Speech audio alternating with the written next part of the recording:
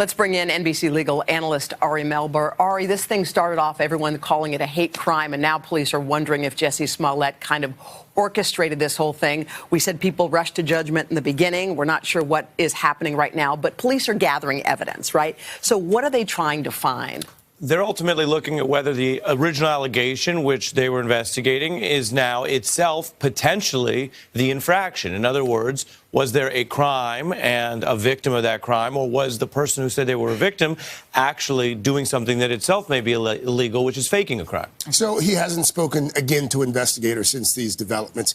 Can these investigators compel Smollett to talk to them?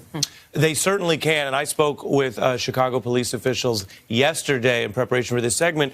They are still trying to put on the pressure privately and publicly to say, if you really are the victim, of course you should be willing to come back and update your testimony as we get more information. We talk about charges. So if, in fact, he did fake this, what kind of charges could he face? The kind of charge you're looking at here is basically obstruction or lying to authorities in Illinois. That would typically be a misdemeanor, but there's nothing typical about this case. So while in a lot of situations you could have a false call, people have heard of false bomb threats that are called in, and there's no real actual crime. Yeah. Those aren't usually charged. I think there's a tremendous national interest now in how you resolve this. Well, also in the piece we showed that there was supposedly a threatening letter that came to Jussie Smollett through the mail, and there's some question now as to whether or not that was true. If that winds up being a hoax, what kind of charges could he face? I think the more that authorities can put together evidence that there was a long-term, sophisticated, premeditated attempt to fake something, and that's what they're investigating. They haven't announced that yet.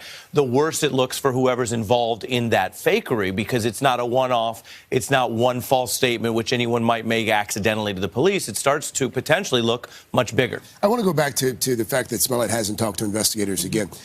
From a legal standpoint, if you are accusing others of a crime, why would you not talk to investigators again? Would there be a legal reason for him not to sit down with investigators to have a subsequent conversation? Look, Craig, the short answer is no, that doesn't look good, and I think you're putting a finger on why the suspicions are rising. But technically, yes, there are lawyers who might say if we think the direction of the authorities has shifted, whether they're right or not, we are now trying to protect our client from a new theory in the case, which is turned on the client, and that may not ultimately mean the client did anything wrong. You have the right not to talk to the police in most circumstances. Certainly, you have the right to your lawyer, president, and your counsel. So, again, those are the kind of arguments that would help some people.